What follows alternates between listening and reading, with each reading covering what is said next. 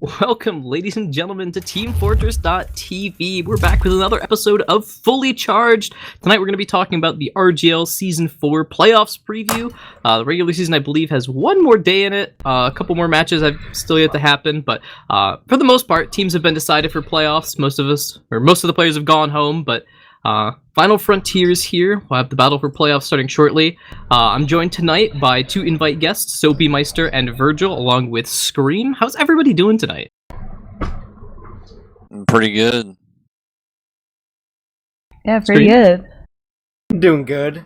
Glad to see my good friend SOAPYMEiSTER and invite Andy's here today with us. Fully charged. Yeah, so we are joined by two invite rookies who have made invite playoffs this season. So we'll start with Virgil. Virgil, how do you think the jump from advanced to invite has been? I like it a lot. I think it's been really fun. It's definitely been more challenging than Div 1, and I feel like it's actually kind of pushed me to improve a good bit.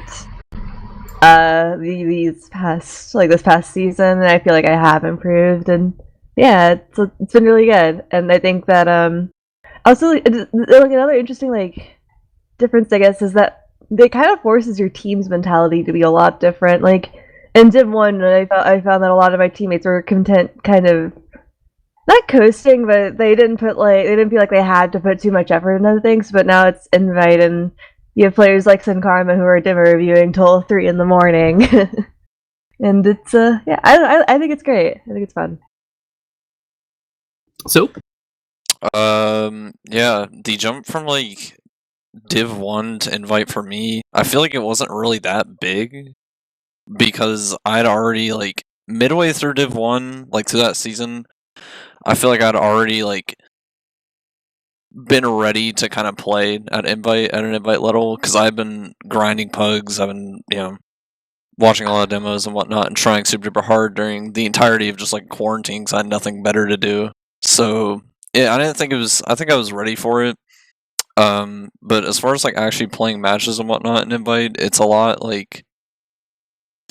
it's definitely a lot harder just because everyone has much better DM and everyone kind of just everyone just sees the future, so you have to be really creative with the way you play. I don't know.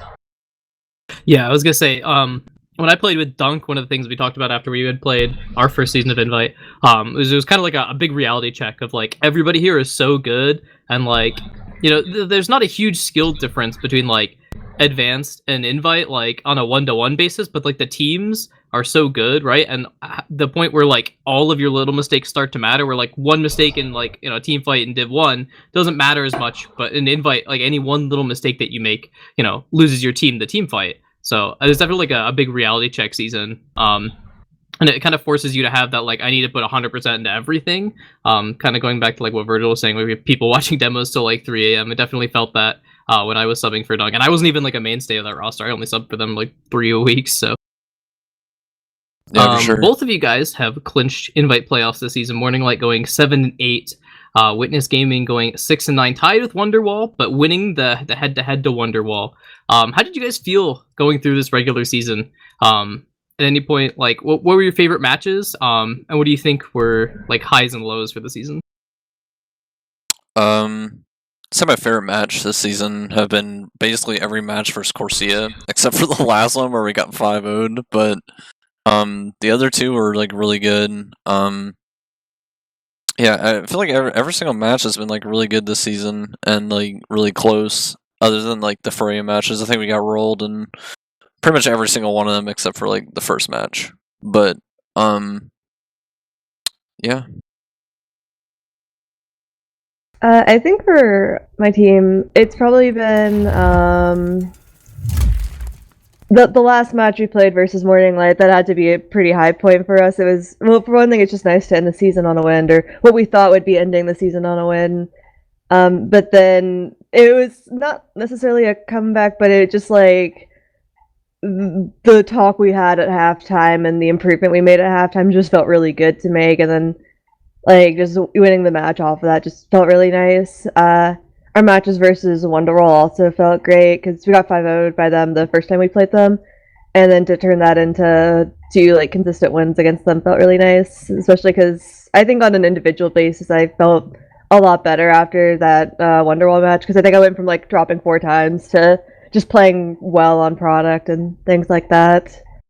Yeah, I think like for us specifically, because we were a bunch of rookies, our kind of goal this season was to try and make sure we could go even and potentially make playoffs, and we did end up going pretty even against like the mid invite teams. Obviously, we still kind of get rolled by Corsi and Proyotech, but that's okay. I think we did well for a bunch of invite newcomers, minus Yosh, that is. Yeah, I was actually talking to Mac about this before we went live.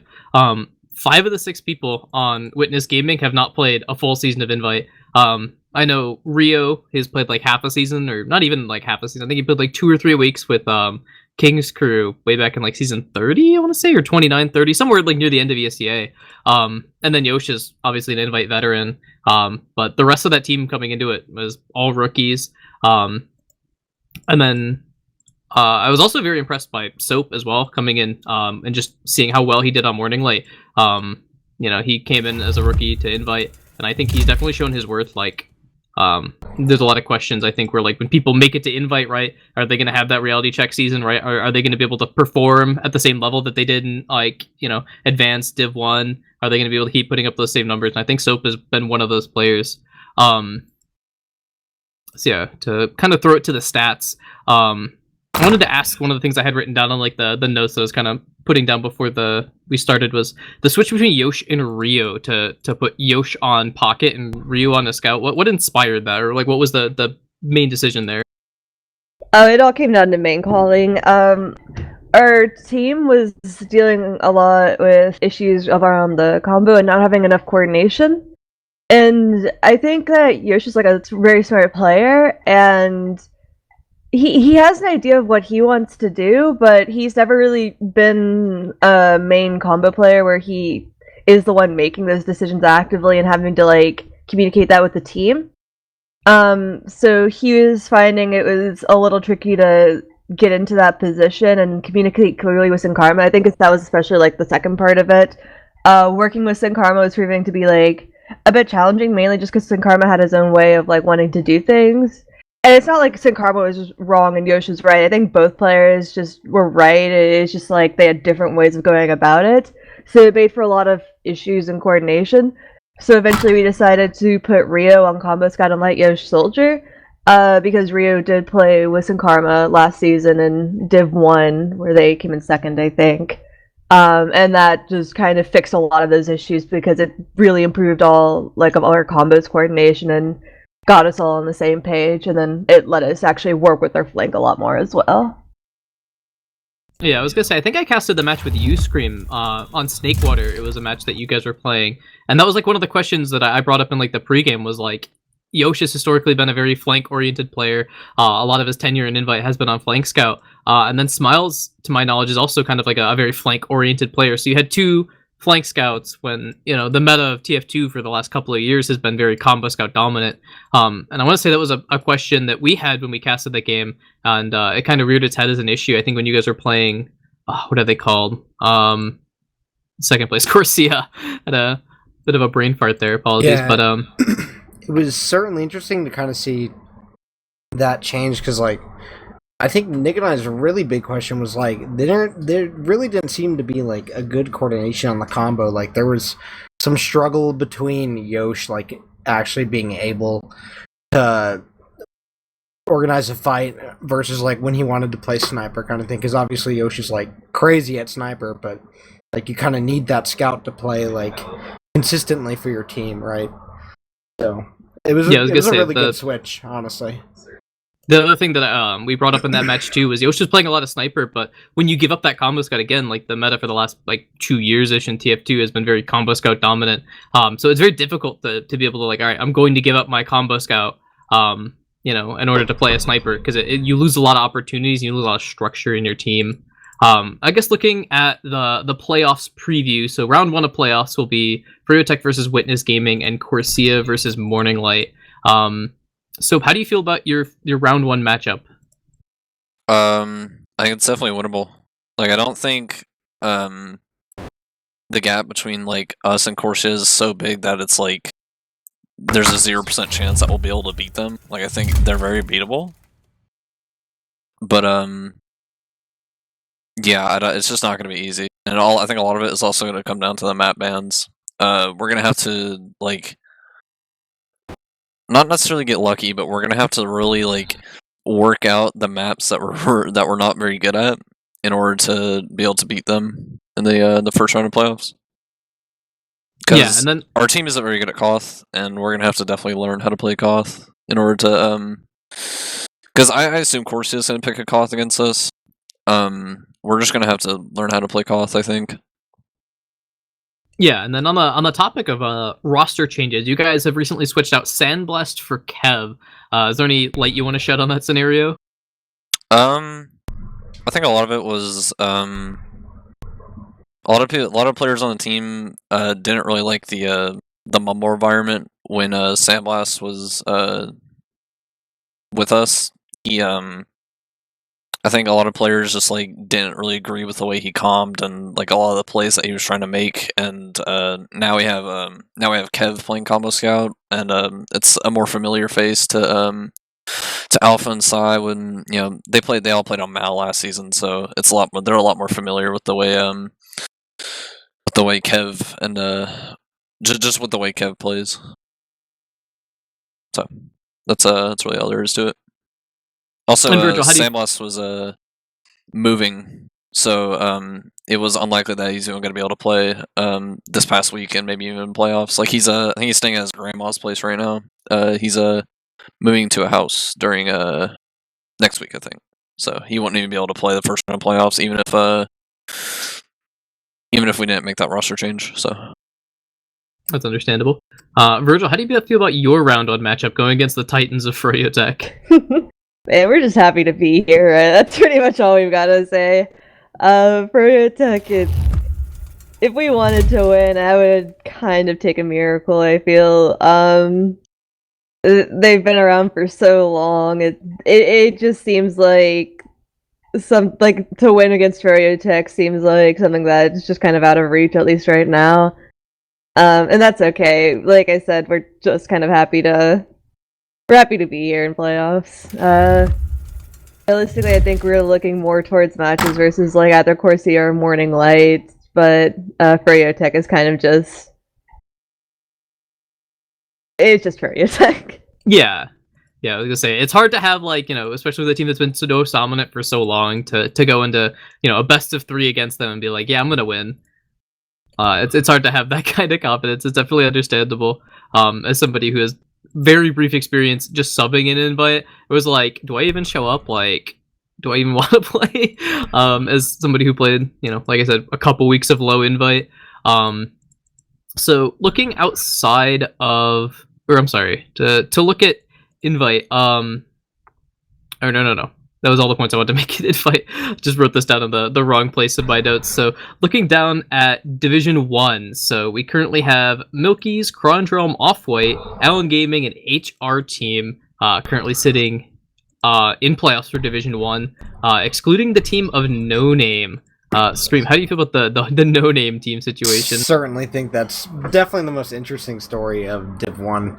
This team all season has been getting several accusations, especially on TFTV, and I think the AC team over at RGL is kind of dealing with that situation. And I think they've gotten a lot of major penalties just from like not submitting demos and aliasing while they were getting casted. So I think there's a really big issue.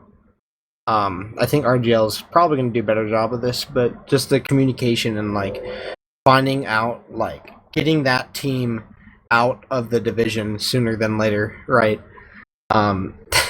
Because No Name was around until the end of the season, right? And they had about 2 or 3 suspected cheaters on their team playing maybe at once. So I think that's certainly interesting how RGL, because RGL's never had like a really big thing like this. So it's going to be interesting to see how they go forward with that. But yeah, congrats to HR Team for making playoffs. They certainly deserve it. I think they're Div 2 move-ups. Yeah, I was gonna say, and another team that's sort of Div 2 move-ups is the Milky's team, which I've been very impressed with from watching some of the casted games this season. roster looks a little bit different this season than last, but I want to say like half their team or so. Like I want to say Scarfs, Big Bank, and Lottie are all the same from last season, and then they made changes in their projectile classes. I don't know if somebody who maybe knows a little more what's the Pandu. yeah. My boy. Shed a little more light on that scenario, but they're looking very good this season. They're currently sitting in the first seed. I don't know if either of you guys have scrimmed any of these Div 1 teams. I know that the invite teams kind of like to stick to themselves, or at least it's been my experience in getting scrims in the past, but I don't know if you guys have any opinions to shed on these teams.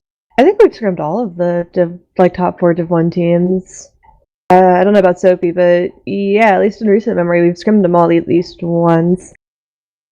Yeah, we scrimmed the Milky's team last week on Villa. They're all really good. I thought Scarfs was really good at Scout. I think he had played Invite like ages ago or something like that when I was snooping in his old ESCA, because I was just curious as to who he was. I've never heard of him. Obviously Pandu, he's my boy. He's really good. But yeah, that's all I can say about them. They're pretty solid. I feel like Walrex would have my head if I didn't talk about Crondrelm. A lot of those players have been hanging around this like top Div 1 low invite area for a very long time now. They're all very, very good players.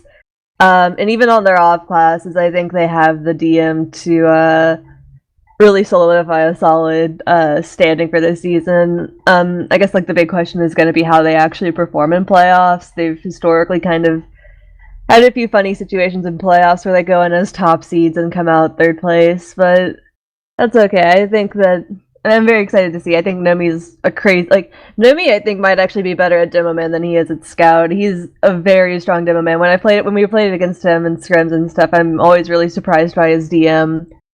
I think Ambrin's a great Scout. Wallop and Ali, obviously solid soldiers, and Plaid's a great medic. I think Crown Jump's gonna have a really strong showing in playoffs. Yeah, I really hope that team actually, like, in some form, takes an opportunity to go and invite, because I feel like all those players are, like, really good. Like, and even though they kind of, like, stay in Div 1 forever, it seems like, I feel like they would make some sort of a dent in invite if they tried. Oh, absolutely. They would be a very solid invite team, and I know Walrix is always hoping that the boys will bring him into invites. But alongside Crondrum, I think Island Gaming is pretty solid as well. It has some like invite veterans, not veterans, just kind of people that have played invite. I know Dylan, Morska, and Tony, at least off the top of my head, have all had a bit of invite experience. I don't think Row Pieces has, and I don't think Europe has either, but I could be wrong. Europe got second in the first season of RGL. And I want to say he's made IM or Advanced Playoffs one other time somewhere in there. I was looking the other day at kind of like who the players to watch were on all these teams to kind of get my own opinion. But let's say Europe, I know, got second the first season of RGL when Traditional Sixes first came over. But I don't think... Yeah, I was going to say, I think the three people you mentioned all have invite experience, whereas Clean Buddy, Row Pieces, whatever he's going by now, Hunter 2.0, and Yerb have yet to play invite. Yeah, I mean, even if they have yet to play invite, I think that they're really strong players in their own right. Hunter 2.0 especially is definitely like crazy strong demo in my opinion. Yeah, I was gonna say, I think it was last season, or it was a couple seasons ago when he played with Crondrum and he was on demo. Yeah, season 2. I knew he'd been kind of a strong contender for a while, but it was like the first time I think he'd been like a serious contending team to go very far in the div that he was playing in, and I was quite impressed because like I knew he was solid, but it was like he was kind of the big question mark going into playoffs for that team, and I want to say they got second or third that season. They got second, I think. Yeah, second, yeah. So, yeah, because that was the season that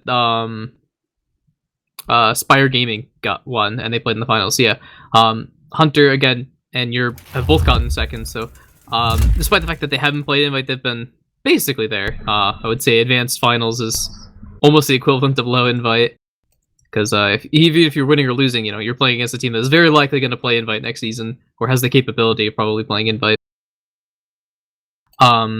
So, looking at the actual playoffs preview, round 1 will be HR Team versus Milkies. Does anybody have any strong opinions on that? Go Pandu. Yeah, Pendu's crazy. Honestly, I think that's definitely going to come down to the demo matchup, right? Like, pretty sure who's the demo for HR Team? Isn't it Mopsy? They have Pelt, I thought, or they have Cray. Yeah, it's Cray. I'm pretty Cray? sure. Yeah. I don't know, man. That's a pretty even match because like Cray's kind of crazy. He's kind of been on and off of this game, but I think he can honestly pull it together. And Mr. Selin is on that roster too. I'm pretty sure he might be playing Medic for playoffs, but I heard that he might be getting subbed. I'm not sure. I think that it's not going to be a clear class diff at all. I think it's going to come down to like the play styles of each team, especially like in coordination with team fights and then how they handle stalemates. I think that HR Team traditionally has been a team that kind of only relies on NIMBY to do one thing and one thing only during stalemates. And it makes it pretty hard for them to really break out and kind of secure round wins off of stalemates. So you end up seeing these like really close map scores, like a 3-2 on Sunshine. Just since all NIMBY can do is just kind of throw his body at a medic and with the hope of getting a force, but not ever really getting one. Whereas Milky's has really solid snipers. I think you can see like almost Big Bank. You'll see snipes. Sometimes you see Jet snipes, and he's like crazy sniper. They have a lot of stuff up their sleeve, I think, to break stalemates. Jet's being kind of an off class or on many things. I've seen him play Spy a good number of times as well. And I think that just kind of gives them the edge in these even situations where things stalemate out. Milky's has more opportunities to break those stalemates and figure out a way to win the round. Yeah, I'm kind of glad you pointed that out too, because I've only watched one game from HR Team this season. I watched one of their casted games, but and I want to say it was a Sunshine game too, if I remember correctly. But they were a very one-dimensional playbook, and when throwing NIMBY at the wall of the other team didn't work, they never really went to like a plan B that looked solid. So, and I think on the other side of things, you have Milky's has a lot of very talented off classes, like you said. So they have that option of like, all right, if throwing Strider in to try and make plays doesn't work, you have multiple people who can pick up the sniper role.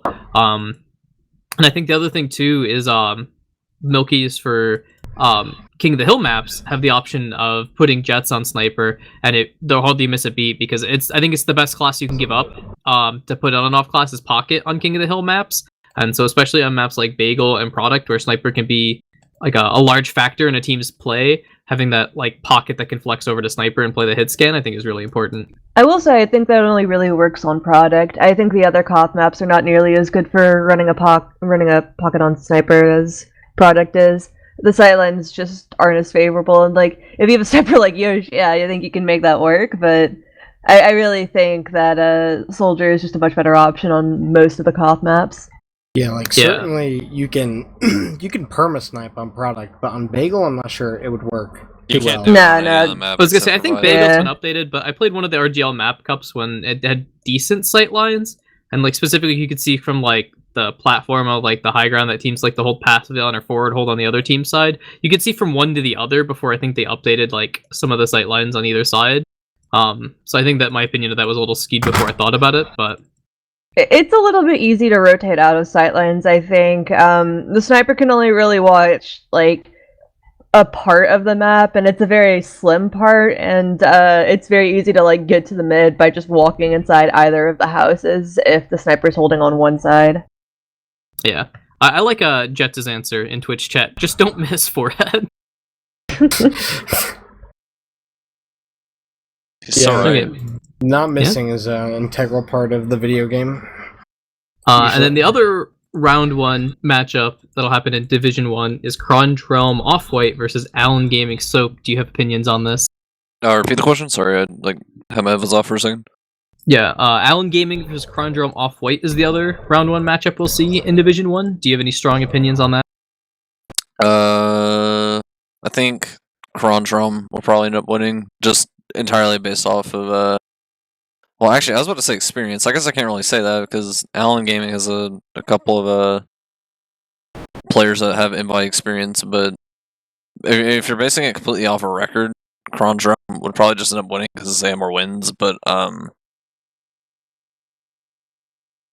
Yeah, I was gonna say, when the teams played earlier in the season, as Lister just pointed out, Allen Gaming did actually beat Crondrum off weight on process. So yeah, but well, is it have they won every single head-to-head, or is it like even? it's okay. even. Well, They're yeah, 1-1. Honestly, I'm Because not the sure second then, time they because- played was also on process. Crondrum won 5-2 instead of 5-3 the other way, which is what happened in week 2.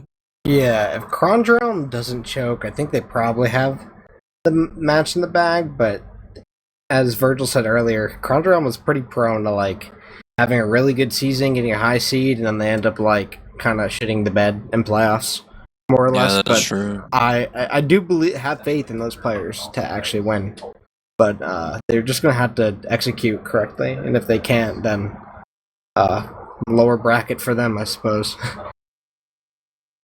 Yeah, you can never discount the lower bracket miracle run either. Like some people, like when you put them on the line, they're like, there's nothing more to lose. Sometimes you just see this happen in even traditional sports where teams are just like, I have nothing to lose. Let me just throw everything at it, and they just make these like absolutely crazy runs.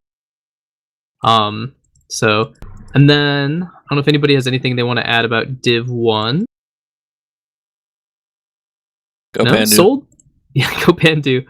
Not biased at all. And then looking at Division 2, also only 4 teams in playoffs. We have Jelkers, the Honey Bacon Club, the Box Trap, and Blank Esports. I'm a little biased as a former Blank Esports player myself, but how does everybody feel about these matchups? Let's go to Virgil first. How do you feel about the round 1 of Jelkers versus Blank? I'm always gonna be rooting for my boys Terry and Xanda. I love those gamers. I think it really just depends on what, like, how much effort Blanc really puts into their matches, like how much they really prepare. Because when they prepare, they can come out with really strong showings. I think they actually got a couple upsets on Clear Cut Week after a bit of preparation, and they have the potential to really show up to matches and cause some upsets. And that's gonna be what I'm kind of hoping to see from this match.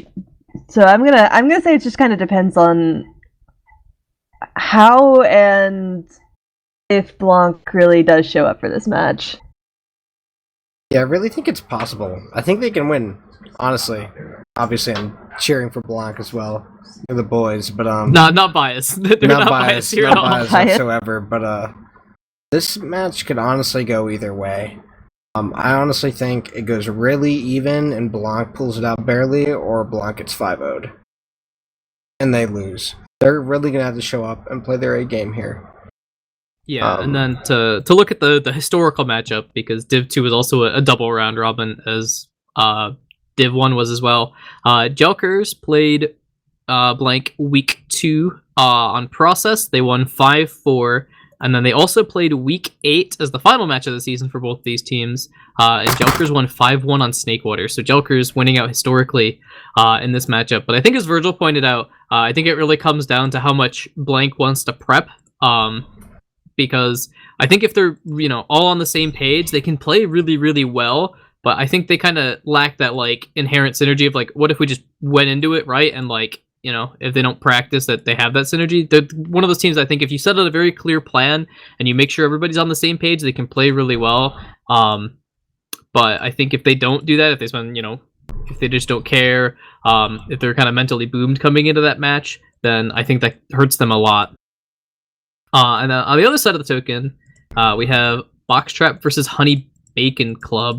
I don't know how much you've been following Div 2 this season, Soapy, but do you have any thoughts? Honey Bacon Club has a couple players I've recognized. Artist, who was a big MG guy back in the day. Mouse Cake, I've known that guy for a really long time. He used to play Iron Pugs with him like years ago. He's Cheater. crazy. Filthy cheater. Yeah. And Box Trap, I think that's a team with Lucrative on it. I don't know. It is. Yeah. Is he playing? He's playing demo, right? Yeah, so the roster Yeah. the roster is W Bacon on Medic, Flescore and Zaya on Soldiers, Owen and Golden on Scout, and Lucrative on Demo. Yeah. I think, honestly, I think Honey Bacon Club has this in the bag, dude. Art is averaging a 2 KD, like, and Lucrative's averaging about a 1 KD. Obviously, Lucrative's played Demo in the past, and honestly, I think the Scout matchups are in favor of Honey Bacon Club as well. I think Honey Bacon Club's going to take this in round 1 at least. Honey Bacon Club has my boy Kutch on it, and I know from experience Kutch is like a very strong caller as well as a strong scout in his own right.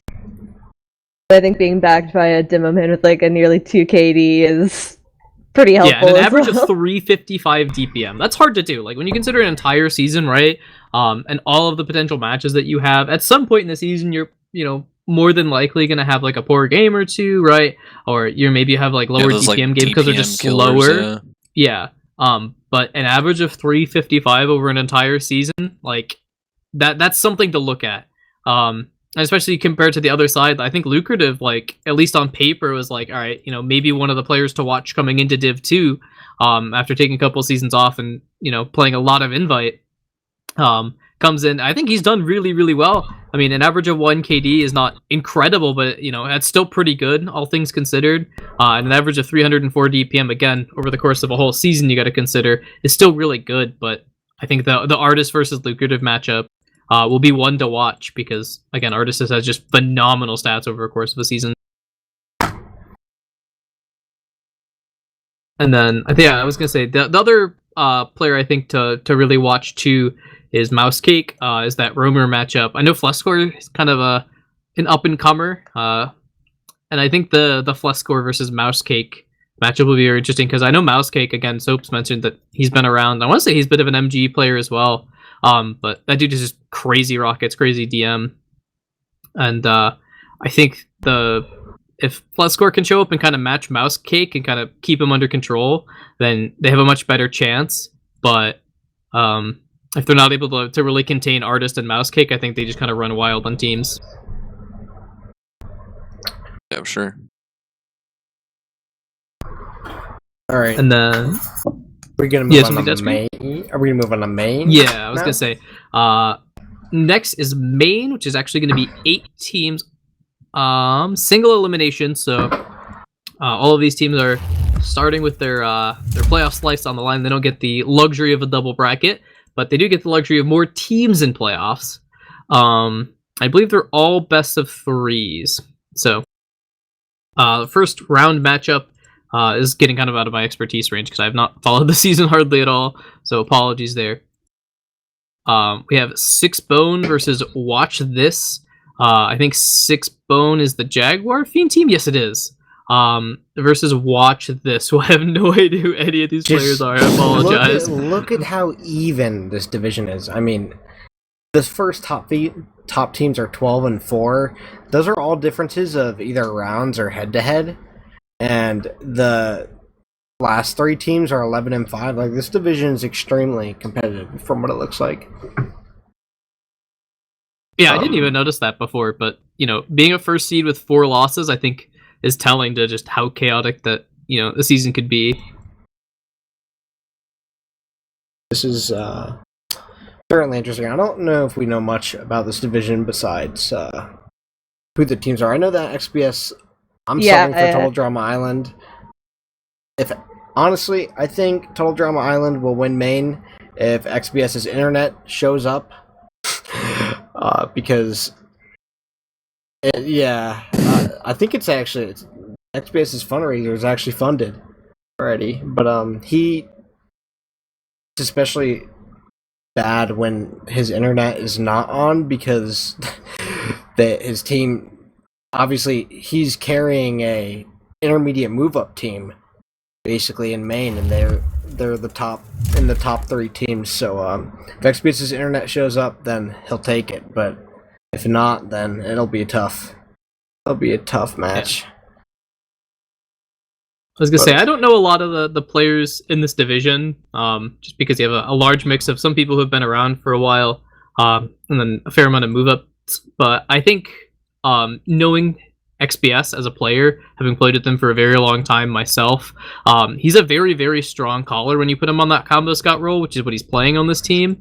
And he has a lot of experience. Like, he played with me as virtually like an open nobody, the two of us, and he played with the core players that played with me for like almost 2 years straight, and they went from open all the way to invite. So he obviously has a lot of experience. That was all on medic though, so it's a bit of a transition from medic to combo scout. But I just think his experience playing at upper levels of the game, and knowing how hard he's willing to grind when he wants to win, puts Total Drama Island at a big advantage. I don't know if any other team really has a player that's as willing to put in as much effort to win. Again, I don't necessarily know that for sure, but I know XPS is definitely willing to go to those 3 a.m. demo reviews, even 4 a.m. I remember getting messages when we were in open playoffs at like 4:30 in the morning, getting up to go to work, and he's like, "Yo, you want to watch demos?"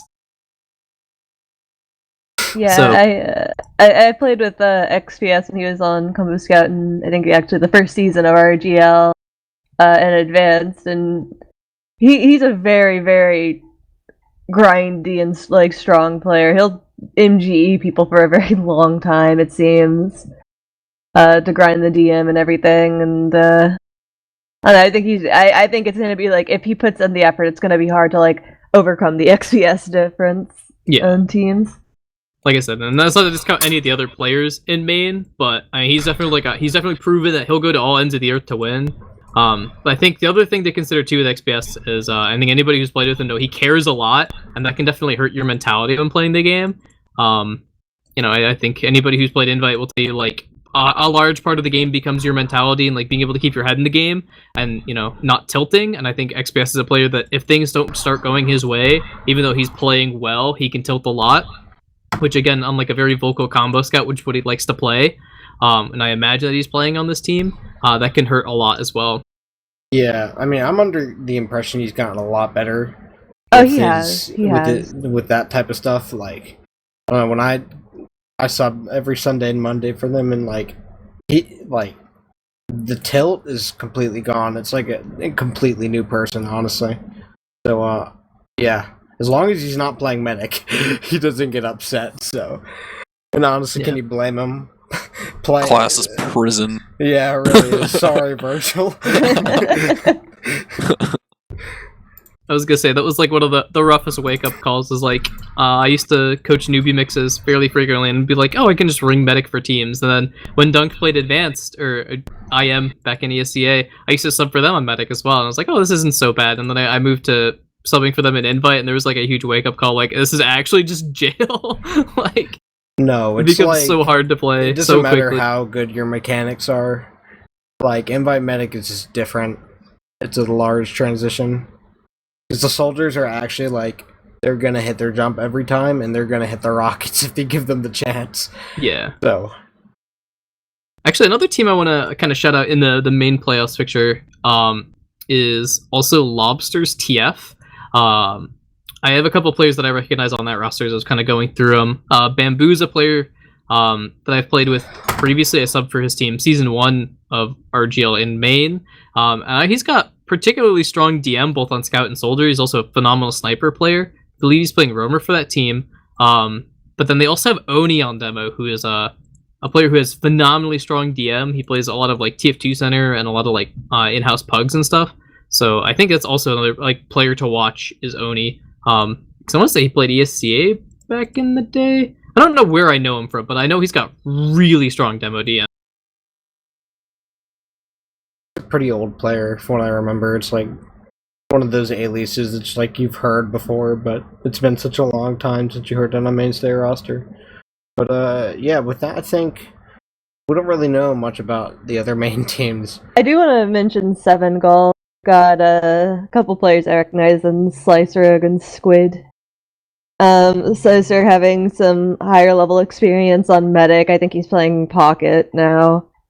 I believe that. Sorry to interrupt you, but I believe that team lost their demo. I think they lost a Reem, who was doing extremely well for them. So it's going to be interesting to see how that. Can team actually chime does. in a little bit about that subject. I was messaged last week sometime, I want to say. It was in recent memory. A Slice Sword messaged me and said, what are the chances you want to play demo in main?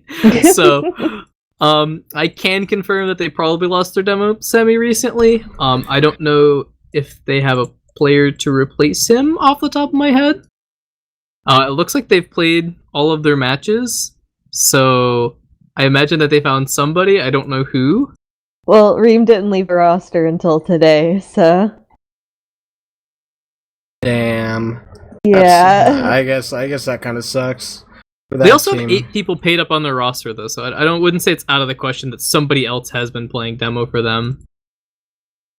Yeah, but when you play with the player an entire season, like, you have to get somebody like significantly better, especially because Reem was doing so well for them. Like, it's gonna be that team. They gotta show up in their match. That's all I gotta say. All right. See Well, with that, do we want to move on to IM? Because I think that's about it for main. Let's go. Yeah, over I was gonna say, these. I don't know if raw- anybody has a ton to add in IM, because this is kind of getting out of our expertise, but These amazing team names, much less Bingo Night Esports LLC and Dickers on World. My hentai list, dude. oh my. Please, fresh installs, wacky putis. Zion, lame. That one's lame. Yo, can we stack this point? My. I don't even know what that, dude. Okay. Free Free take. take? Yeah, free take. Add me on Snapchat, Nate Wales 59. Funky Monkey. Wait, Yeah, I you like. done that? Yeah, I really like Funky Monkey. I think that's pretty good. Monkey. Look at all these teams that are 9 and 7. 1, 2, 3, 4, 5, 6, 7, 8, 9 teams that are 9 and 7 in playoffs. I believe this is single elim too, so Yeah, this is also single elim. I believe it's still best of 3 as well for IM. I could be wrong though. dude, these team names are kind of amazing, honestly. Okay. Like okay. Aerodynamics of a Lobster is an incredible team name. Aerodynamics. All right. Well, we all know team names contribute a lot to the fear factor and having the swagger and moxie coming into playoffs entirely based off a team name. So, who do you think's favored to win intermediate? Funky Monkey. That one's pretty good. I want them to win. Oh my god. I guess we can do the same thing for amateur, because we don't really... Amateur names kind of suck compared to the Bonking IM. No. You The can't top go wrong with team Bonking name- Benjamin. No, the top team's name is Sweaty Spaghetti. What Okay, do you but- mean? I believe this team is like 19 and 0. They've not lost an RGL match. They're 8-0. They're 8-0. No. Yeah. No, but like they won newcomer. Oh my god, and then dude, and what? now they're winning amateur, and they didn't Beast. lose in playoffs. This team is crazy, honestly. Oh my god. Yeah, I think Wait, what's their team name? Sweaty Spaghetti? yes. Oh my god. Yeah. But actually something interesting to look at for the amateur playoffs at least is we still have a match that needs to happen of Broken Keyboards versus Ducks to decide who's going to be the bottom playoff team, and either of those teams can make it in, and depending on the round differential, the winner of the game could get seeded as high as 12th. So all the other teams that are on our list, so I don't know if we have them on stream. All those other teams are in, but they aren't guaranteed a seed just yet. So we'll see them in playoffs at some point or another, but who exactly they're playing, they don't know yet. And then to go down to newcomer, I actually think Virgil, as a newbie mix coach, actually has something to say about this, because I believe your newbie mix team, formerly the newbie mix team I mentored, is currently in newcomer playoffs. Yes, RGL on ice. I'm rooting for the boys. They've been doing so well this season. I'm so excited that they made playoffs. Oh no, Glizzy Gang is quite the team name. The first spot there, newcomer. I don't know. There's a lot of really good team names. I like like a Wii Sports Resort. Yeah, we supposed to one. next time eat a salad. these are all like legend. These are like all creature like Quake Alive names that you'd see like out of a. Wait, it's 3. Why? You don't want to get sued by We- Nintendo. Oh, that's. I mean, Nintendo's not going to sue RGL TF2 Yeah, you League know for they're constantly, paying attention to the RGL newcomer team names. Not knock on Sigafoos, Wisconsin door like, hello, sir. You have a team named Wii Sports Resort in your Team Fortress 2 newcomer league. No, but there's some. How would you have a college war crime? What would you do? Well, yeah, but what would you do?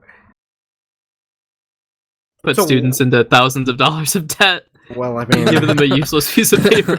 I want to know what SPORK stands for, because it's an acronym. Spoon fork. No. Sophie! Spoon fork. Wait, what? It's an acronym. They've got like the periods in between the letters. Spoon fork. I don't know. Oh my god. shit Had enough out of pea, shit pea, orange, red, ketamine.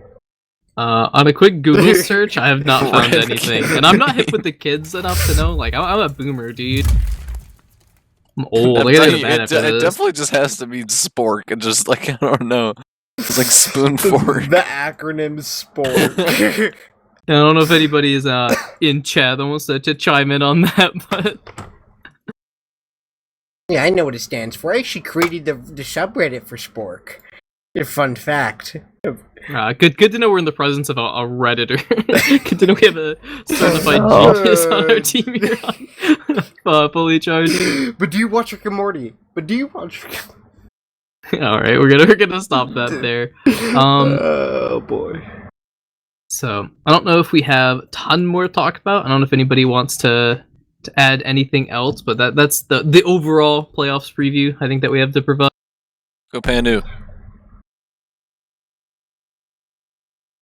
So yeah, Care for SOAPYMEiSTER, honestly. That guy's pretty cool.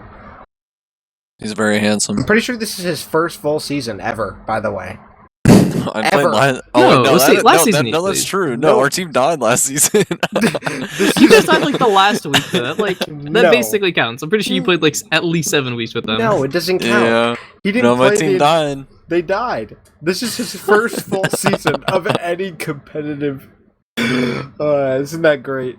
Not even a full season. Yeah, right. Yeah. From Key Lime to this. Oh boy. Yeah, for real. So yeah, I think that's about all we've got here for on Team Fortress TV tonight. That's been our playoffs preview for this season. I want to make some special thank yous. We have a shout out to Phoenix Red for the Observer's cheat feed. It's been awesome this season to have. Make sure we don't miss any of the action. We have JMax Chill for the log scraper, allowing us to have these awesome stat pages. I wish we could have used them more, but I'm kind of a smooth brainer and I can't read, so. Ire for the stats organizing and scheduling. Ire is always in the coverage at a channel, so huge shout out to Ire for doing a lot of the behind the scenes work for TFTV this season. Along with Looster, you guys are constantly just working in there, in the lab working on things. And shout out to Aaron as well for the graphics integrated into our stream. And then a shout out to Soap and Virgil for joining us tonight. I appreciate you guys giving up your time to come and talk with me and Scream and be crazy fools on stream. I'm sure. Yeah, of course. Meow. So best of luck to both of you guys in playoffs. I don't know if anybody wants to make any shoutouts before we sign off. I do. let me Give me- guess. let me get- guess, Soapy. It's a Pandu. Yeah, shout out to Pandu. No, shout out to Drifta, Maxi, Krung. Shout out to Caps and Logide, both my 2 biggest fans. Shout out to Pandu.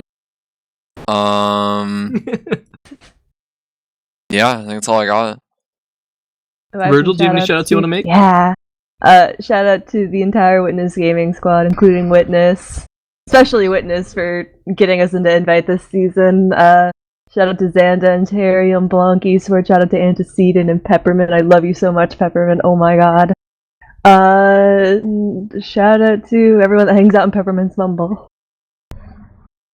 Scream, do you have any shoutouts you want to make? No, I think that's about it for me. I gotta give a quick shout out to Macabus and the other RGL admins. It's a very thankless job as a former RGL admin myself. I want to make sure that they get recognized. They get the short end of a lot of sticks, and they get dealt a lot of shit. For a completely thankless job. So shout out to them for the work that they do. You guys don't go unnoticed. I mean, most people I kind of take you guys for granted, but I'll give you guys a shout out, and shout out to Brando as well, my good friend. Yeah, shout out to Luke Robert Townsend Shiny. The let me just quickly dox about the stream, delete the VOD. So I think that's about all we've got for tonight. This has been teamfortress.tv. This has been Fully Charged, episode 51. This has been our RGL Season 4 playoffs preview. I want to thank everybody for coming out and watching, and hope everybody has a good night.